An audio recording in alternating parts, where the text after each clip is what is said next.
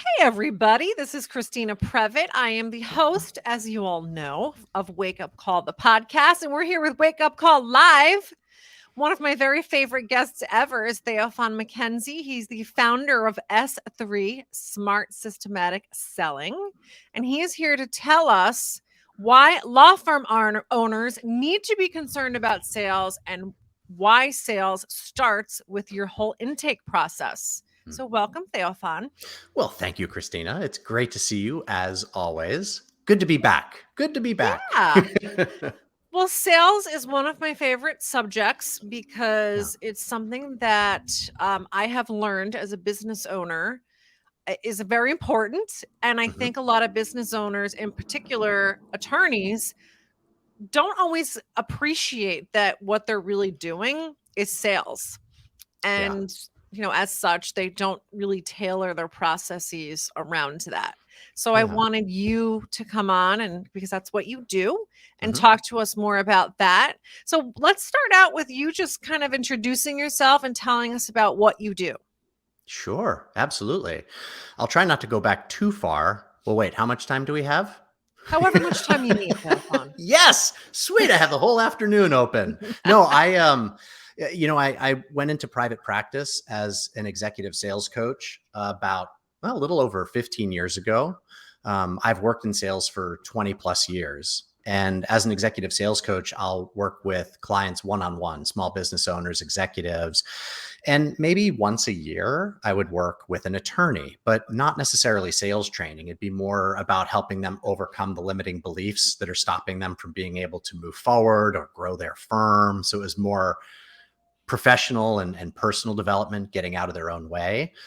It wasn't until about 2 years ago that we started working with law firms and teaching them how to sell. And over the course of those 2 years, I listened to feedback. And one of the things that we kept hearing was, we need intake training. We don't know what kinds of conversations should our intake professionals be having. What should that sound like? Nobody has like a process in place for them. And so then we built a little workshop for intake professionals so that they're able to have really strong, engaging conversations with PNCs, prospective new clients for the law firms. And then the intake workshop was born. And Smart Systematic Selling, our sales training program, that was born in 2015. And so we started, like I said, working with law firms about 2 years ago. And we're working with more and more and more. Over the course of just like the last 12 months, we've worked with more than 30 law firms. And that seems to be our pace for the last couple of years. It seems to be right around 30 law firms that we're working with each year. And we're training them not on just selling, like how to turn that consultation into a client without coming across as salesy, because good Lord, we're law firms, we're attorneys. We don't want, hey, so are you ready for me to take your case? We never want to come across that way, right? So it's more about how to have a really good in-depth conversation with a PNC to determine whether or not your law firm can actually help them. If not, you don't have a client. And it's okay to tell them that. If you do, bring them on board and start helping them with whatever it is that they need.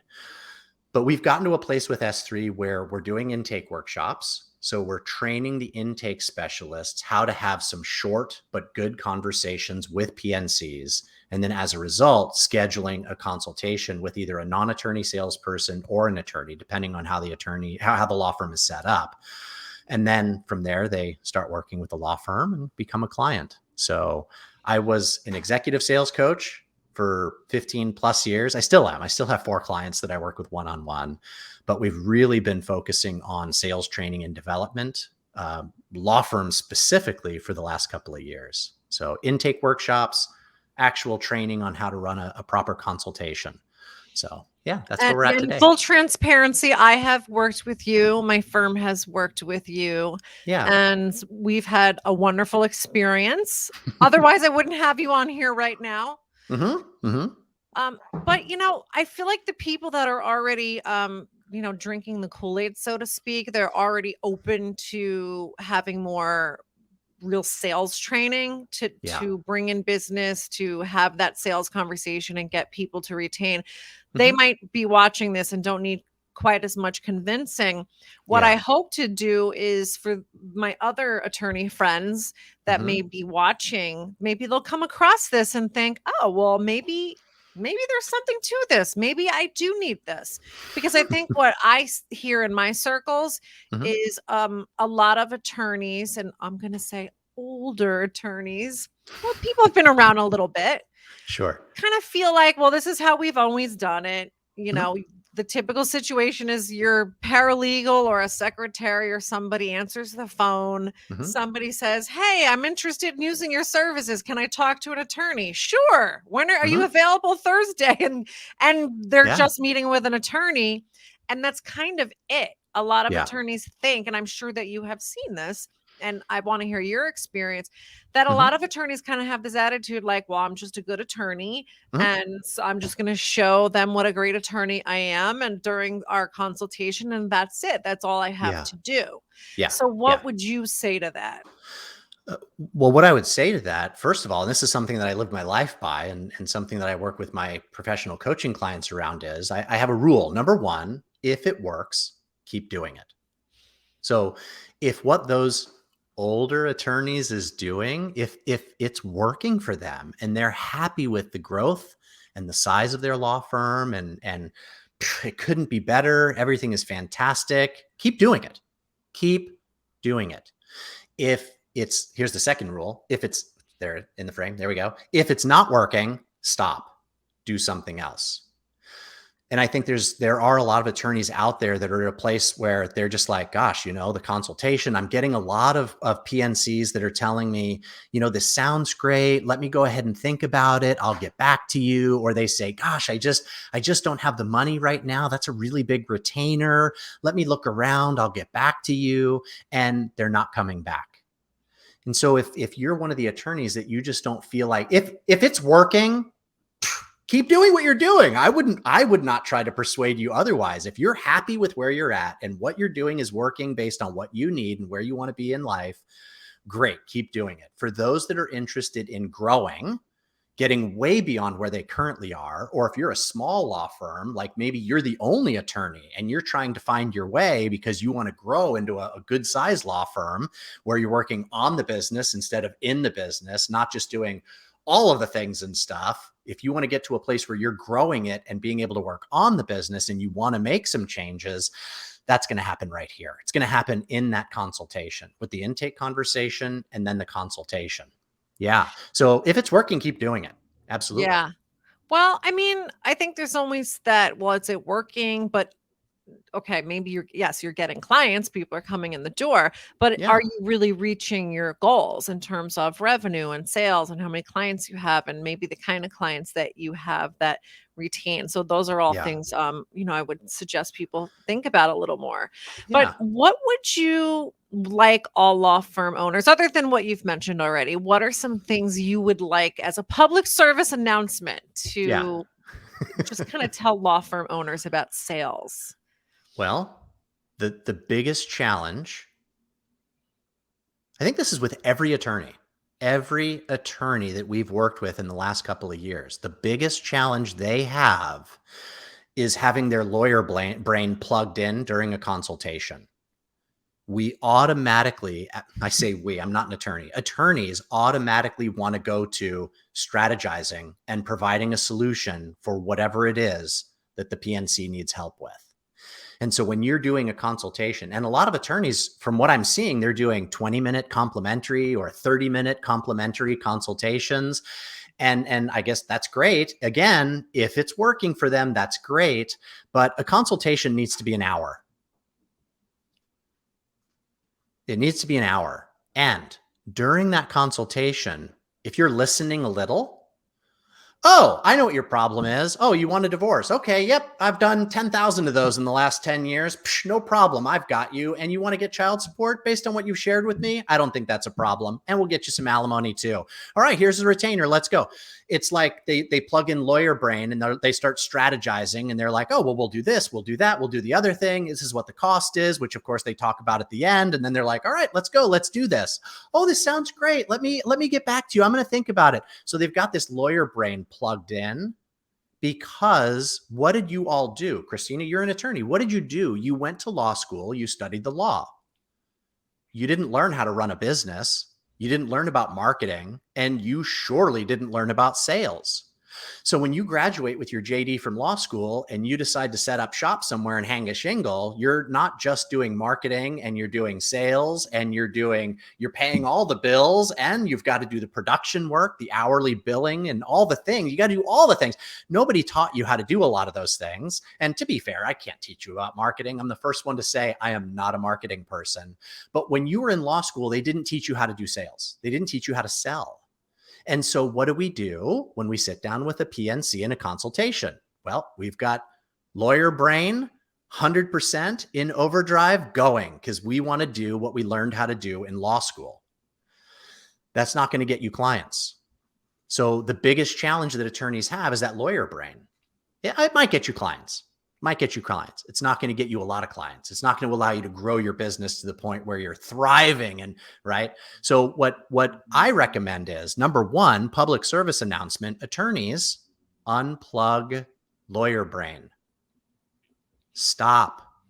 It's not about you. It's not about how smart you are. Here, check this out. Trip off this.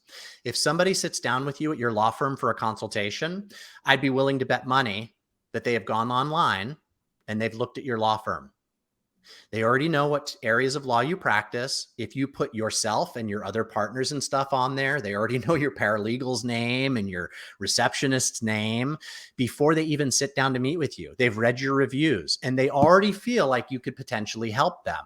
So when you sit down with them, if you start talking about strategy and you start just throwing your price out there, a lot of the time you'll get that, oh, it sounds great, I need to talk to so-and-so. And then they leave and they go talk to 2 or 3 more attorneys that are just like you.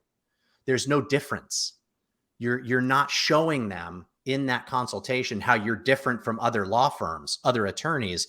And many times PNCs are looking for the low-cost leader.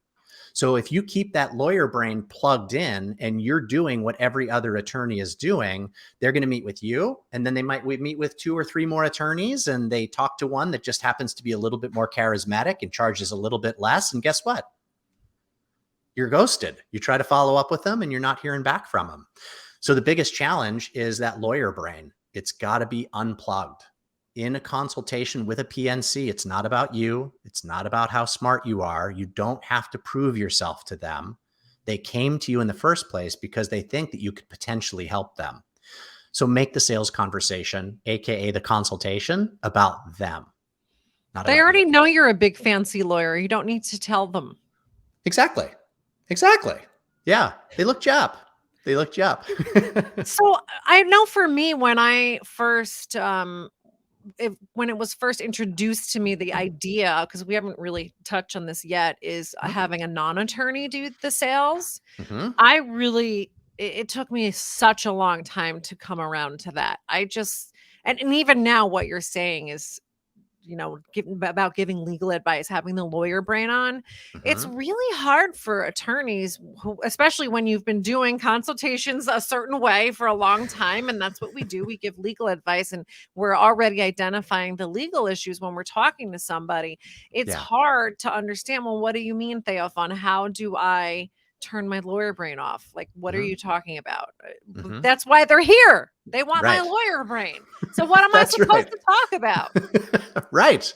Yeah. And there are law offices that I've talked to and taken through the sales training, and they're, say a firm with 5 attorneys, right? The owner of the law firm, the principal managing partner, and then like 4 other attorneys, right? And they're like, nope, we will never have non-attorney salespeople. No, never. That's fine. The attorneys can do the sales training. They can do the consultations, but there's a huge shift. It's a paradigm shift, because they're not talking about strategy. They're not talking about all the legal stuff, right? They're nothing, no legal advice at all, right? But they learn how to do that in the sales training. But what you're talking about is non-attorney salespeople. For many, many attorneys, in their brains, they're like, that could never happen, because I have to provide legal advice. What if they ask a legal question in a consultation to get legal services? I can't have a non-attorney in there That just doesn't make sense. They can't wrap their head around that. For some attorneys, that's fine. We'll teach you. And then it's kind of funny because then once they go through the sales training, they go, oh, now I see how a non-attorney salesperson would make sense.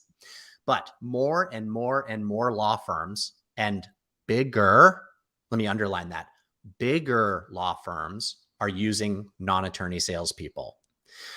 The reason for that is because attorneys should be doing production. They should be doing that billable hourly work. And the owner of the law firm should be focusing on working on the business, not in the business. One of the ways that they can do that is by having non-attorney salespeople do their sales meetings for them. And a lot of the law firms are calling that person a director of client engagement. So for some lawyers, they're like, no, never. It could never. I can't wrap my head around that. That's impossible. But I'm telling you, we've worked with so many law firms. Well, I think it's a lot. And especially like in the last 2 years, more and more are getting it. And they're like, oh, that makes sense now. It's impossible. So nice. It's impossible for a non-attorney salesperson to unplug lawyer brain because they don't have lawyer brain to begin with. Yeah. Yeah. They can't even go there. It's not their backup. Yeah. It's not their default language, so to speak, Yeah. because that's hard. I've done the S3 training and it's always hard. It's always hard even now to, you want to answer those legal questions. And I'm always, as the person is talking to me, I can't help it. I'm thinking about the legal issues. Even if I've learned to not focus so much on them, I'm still thinking about it. So and it is to all of my law firm owner friends. It's a bit of a relief when you can pass that off to someone else, like a real sales team, when you can pass that off to someone else to do that. Yeah. Well, a lot of people, they want to reach out to an attorney to get some legal advice. Hey, let me book a half hour with you. I want to get some questions and answers, right? It's kind of similar. It's kind of similar to what I've done as a professional coach, because there's a lot of people that would be all about a complimentary coaching consultation, and they think they're going to get coached in that consultation. But we see as coaches from our experience that if somebody comes in for a complimentary coaching consultation where you're actually, as the coach, doing some coaching, a lot of the time the person will go, oh, that's great. Thank you. You just helped me with X. I'll think about working with you. Goodbye. So what we do because of S3, what we do as coaches, when we do a consultation for coaching, there's no coaching happening in the consultation. In the same way, a law firm should not be giving legal advice in the consultation. So what you're doing is you're uncovering the challenges, the needs that the person has. You're asking curious questions. You're practicing active listening. You're focusing the conversation on them, not on you and how smart you are with all your legal advice. As a professional coach, when I'm in a coaching consultation, I'm thinking like, oh my gosh, I can already see what's going on with this person, and I can see what it's going to look like if they start working with me, but I don't provide a solution. As an attorney, you were just sharing, you're like, oh my gosh, even being through S3, it's still going through my mind. I'm like, oh, I can see what we can do here and there. And you start thinking about all these legal things. But if you provide a solution in the consultation, they're going to go, okay, thanks. That's great. And then they're going to go talk to another attorney and get their potential solution, and another attorney and get their potential solution. And they're going to go with the one that they feel like has the best solution at the cheapest price.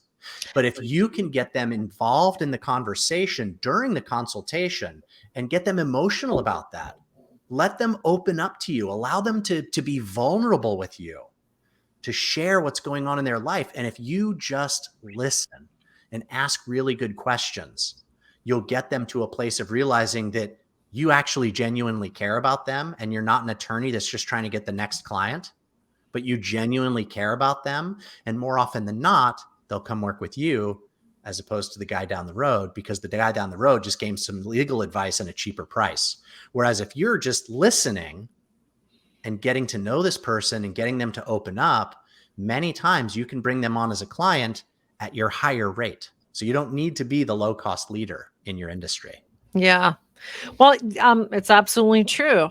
And I want to back up a little bit though, because we're talking a lot about consultations, and the real topic of this show today is how sales starts with intake. Sure So does. you have to do intake before you ever get to the consultation. So, in Yep. your opinion, what does an A+ firm look like? Like, what does their sales or intake process look like? Yep. I'm in the process of actually finishing a little mini book about this, like a blueprint for a law firm sales funnel. And in a nutshell, it should go intake, consultation with a non-attorney salesperson, and then strategy meeting with an attorney. So that intake person, that's the face of your company. That's the first point of contact for a PNC. And having a highly trained intake professional to take 10 to 15-minute calls with PNCs is really important. Having them well trained so that they're able to do it well, to ask those intake questions, get the person to open up a little bit and qualify them or even disqualify them. So they are the protectors of the firm, if you will, out of the gate, and they're also the first point of contact for the law firm. So having them well trained and being able to speak well with PNCs, it's really important. So why can't the paralegal just answer the phone and do that? Well, they Or can can. they?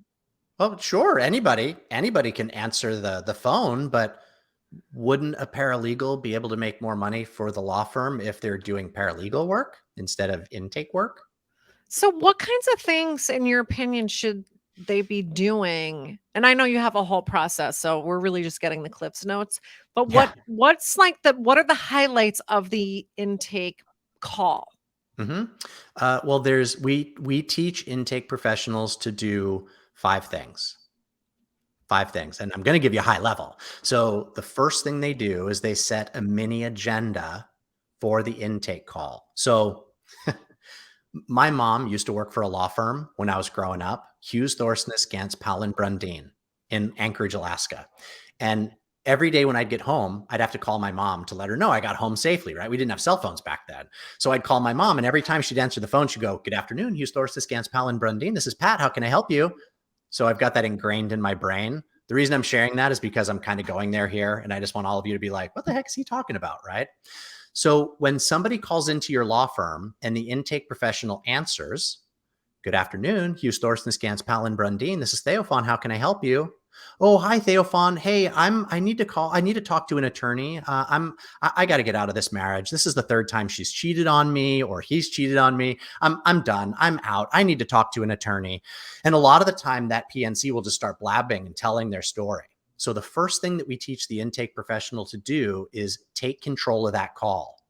Once that person stops for a second to take a breath, and the intake person will jump in, right? "Oh, sir, I'm happy to hear everything that you're sharing with me, but first I've got a couple of questions for you. What was your first and last name?" So we teach the intake professional, first of all, to take control of that call by setting what we call a mini agenda. And it's setting the tone for that short call and letting that person know at the end of the call, if it makes sense, we'll get a meeting on the calendar with you and our attorney or our director of client engagement. So the first thing we teach them to do is take control of that call. Really important, because in every intake workshop that we do, I always ask, "Hey, how often does a PNC just start talking when you get on the phone with them?" And the intake people are just like, "Oh my God, it happens all the time." So the first thing we do is we take control of that call by setting a mini agenda. The next thing that we do is we go through our intake questionnaire, and that's different for every law firm. Every law firm has different questions. I can't train intake people on specific questions for different law firms because they're all so different. Even two family law or two immigration law firms are still very different. But that's the second thing you do is you take this person through your intake questionnaire, and that will qualify or disqualify them for a consultation. So they take them through the intake questionnaire. Then the next thing they do is something that we call a three-step invitation process.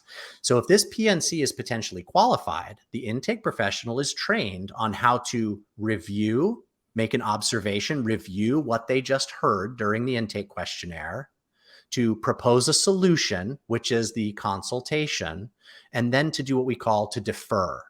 So instead of going, "Hey, so are you ready to schedule that consultation?" The intake professional will be more like, "But it's totally up to you. what do you want to do? And that puts the PNC in a position to go, well, yeah, let's do it. So we teach them the third thing they learn how to do, 3. So mini agenda, intake questionnaire, then they ask the 3-step invitation process to invite them to a consultation. The fourth thing that we do is we teach the intake person to ask it's a decision maker's question. Because we hear time and time again from law firms that they'll do a consultation only to find out that all the decision makers aren't there. And then they have to end the meeting and the PNC goes away to talk to the other person. And then the chase is on. And then they're getting ghosted, right? They're having a chase. The chase is on. That's so true. So why not have that resolved as much as we can in intake? So the intake person will ask. They'll say something like, Christina, I don't mean to get ahead of myself, but at the consultation, if you did decide that you wanted to move forward with the firm, who besides you would be involved in that decision? And that gets the intake person to get the PNC to make sure that all the decision makers are actually at the consultation.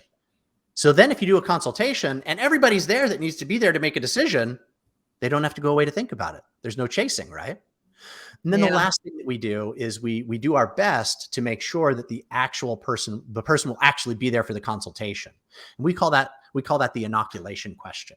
And there's a way that we ask them basically what would cause you to have to cancel, right? And by asking that question, that sets them up to be like, oh, well, nothing. And then psychologically, they're like, well, I told this person nothing would cause me to cancel. And statistically, what we see is by asking the inoculation question, that significantly decreases the number of cancellations and no-shows. And if somebody does actually cancel, they will contact the firm to let them know why and reschedule. So the 5 things we teach these folks in the intake workshop is to set a mini agenda, to go through the intake questions, right? The intake questionnaire, to go through the 3-step invitation process, ask the decision maker question, and then the inoculation question at the end. So tell us about programs that you have available at S3 to help law firm owners train their intake professionals. Yeah, well, that's one. The next one is next Thursday, the 9th, next Thursday from 8 to noon Pacific time. Great timing, by the way, for me being on here with you. Look at that. Right? So, yeah. What do the law firm owners need to know if they are like, oh my God, I need this. I have to sign up for this right away. Do they have to do it too? Or is it strictly it's something they can have their intake professional do? Just the intake people. Yeah, just send the intake folks. It's a 4-hour workshop. So like next Thursday, it's 8 a.m. to noon Pacific time. We'll take like a 5-minute break every hour, but we're taking the intake folks through what I just went over, but obviously in much more depth. And they're role playing as they're learning. So the goal is by the time they're done with the intake workshop, they should be able to implement this that day or at the latest the very next day. And I learned a long time ago that whenever we learn something new, we tend to, like, if we go to a workshop or a seminar, read a book, and we're like, oh my gosh, this is exciting. I'm going to make this change in my life. Usually it is really exciting and it's new and we make the change, but we tend to go back to what we used to do maybe a week, 2, 3 weeks later, because it's not ingrained in us. It's something we got excited about and we wanted to make a shift. And then when we try to actually put it in place, we run into a roadblock or 2 or 3, and then we just default to going back to what we used to do. As a result, we have ongoing practice for the intake professionals. That happens once a week for an hour, where the intake folks that have been to a workshop can come and practice with intake professionals at other law firms in Zoom. We do it all on Zoom in a nice, safe setting so they can feel comfortable getting out of their comfort zone and getting some critiques and some feedback. But so we have the 4-hour intake workshop. And then we have ongoing practice every week for an hour on Zoom for those that have attended the workshop. That's awesome. And this is all very affordable. Oh, gosh. Yeah. So kind of ridiculously, I think some people are going to hear this and they're going to go, what are you kidding? That's it? Is it actually good training? Because there's programs out there for law firms that they're ridiculously expensive. But no, the intake workshop, it's $199 per seat. That's it. Yeah. It's kind of a no-brainer, guys. Right. Well, and then the ongoing practice every week, that's $100 a month. So it's a subscription model. It's $100 a month per seat. And what I really liked about that, because we had our intake person do that too, is they get the training, but you want them to keep up the skills. And then when they actually start doing the things that they learned, they might run into some roadblocks. They might get a little stuck on, I'm not sure if I did that right. How should I have handled this one? And it's nice to have them continue to do the weekly training because they can ask those questions. Yeah. And I love that as a law firm owner, because then they don't have to bother me with all of that, because I already Yep. have a million things to do. So Right. yeah, and so you really can't beat it, and it's very affordable. So I highly recommend it. Well, and the intake specialists, when they're practicing with other intake professionals at other law firms, they will do an overview of different pieces and parts of the intake conversation in each 1 hour meeting. We'll go over little pieces and parts, and then they go in and practice in Zoom. We use Zoom breakout rooms to break them up. So they'll have a partner and they get to practice. They go 2 times each. And what's really powerful is if you're working with an intake person that's been through the workshop and been coming to the ongoing practice for a few months, they are usually pretty seasoned and they've got it dialed in pretty well. And then you're a new intake professional to the training and you come in and you get to practice with this person. You hear them go, because they get to role play with you. You hear them go, and then you go, oh, I like the way you said that. So there's a really big opportunity to learn from the other people you're practicing with. It's cool. It's creating a community of intake people that are able to help each other. And they've never even met each other outside of the ongoing practice. It's really neat.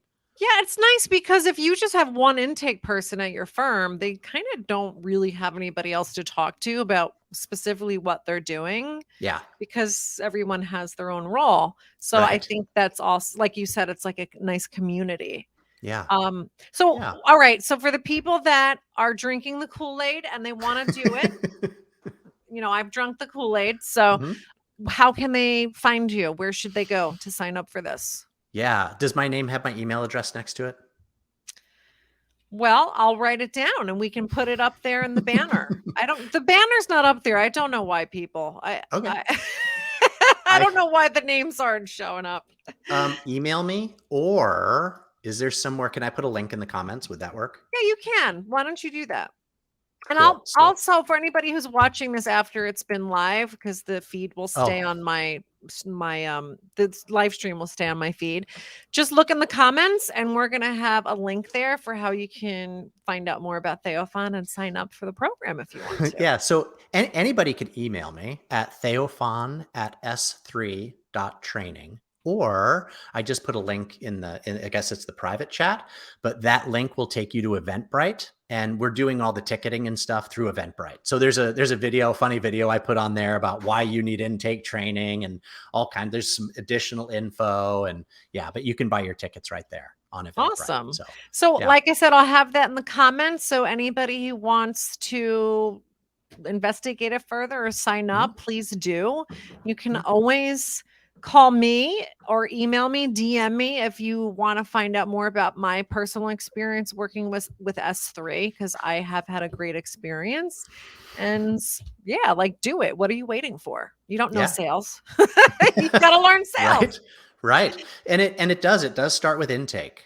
I mean, if you can get intake dialed in, and I do recommend, I mean, if you want to promote your receptionist to intake specialist, or if you want to outsource it overseas or whatever, I do recommend that you have at least one intake person. Of course, depending on the size of your firm, you might have 2 or 3 or 4, and they just kind of round robin when people call in. But have a dedicated intake specialist that all they do is those intake calls. And if you're using, like if social media, of course, if you have people that are reaching out via social media or they're emailing you, that intake professional is the person that should be reaching out to those people, following up to get a quick intake call on the calendar. Not a paralegal, not a non-attorney salesperson. Good Lord, definitely not an attorney. Have your intake person be that first point of contact. You've got to get past the intake person to be able to actually connect with the law firm. So that intake person can take calls all day. They can follow up on emails. They can follow up on people that reach out via social media or on your website, little chat bot or whatever, but they should be the first point of contact at your law firm. Yeah, I mean, there's so many lawyers and law firms that in general, they're missing out on so much potential business because they have those holes in the ship. Like somebody that's just not responding quickly I've helped some people with their social media planning. It's amazing how many people will get things in their inbox from potential clients and they go completely ignored. Yeah. Maybe you see them 2 months later, like, oh, damn, that could have been a client. Yeah. So those are They're all gone. things that, it's really important to stay on top of and have somebody doing all of that. Yeah. And there's a rule in sales generally. You don't go more than 24 to 48 business hours without following up with a prospect. If you go more than 48 hours, you're getting cold. Really Honestly, I cold, think really even that's a fast. long time. Yeah. Well, with legal, and I'm with sales generally, but yeah, with legal, you're right. Because if they call you and leave you a voicemail, you don't think they just called 2 more law firms because you didn't pick up? Yes, it's so Yep. true. I mean, we actually had somebody that made an inquiry on Black Friday, but our office was closed. And by the time we had called them back on Monday, they had already retained somebody else. Yep. So there's a case for having intake people that are outsourced to other countries Yes. because Yeah. they probably don't do Black Friday, right? So they'll There's probably be always a available. way. There's Yep. always Yep. a way, especially in this digital age that we live in where everything can be outsourced and or automated. There's always a hmm way. hmm But Yeah. anyway, Theophan, we could talk about this all day. There's so many other topics I would love to have you on to talk about different aspects of the sales process. So Sure. if you're down, we could do it again. Of course. Yeah, of course. I love it. I love it. Awesome. Yeah. Well, thank you for giving us your time and thank you for watching Wake Up Call. And we'll see you next time. Sounds good. Have a great weekend. Have a great weekend, Christina, and Thank everybody you. that's watching and listening.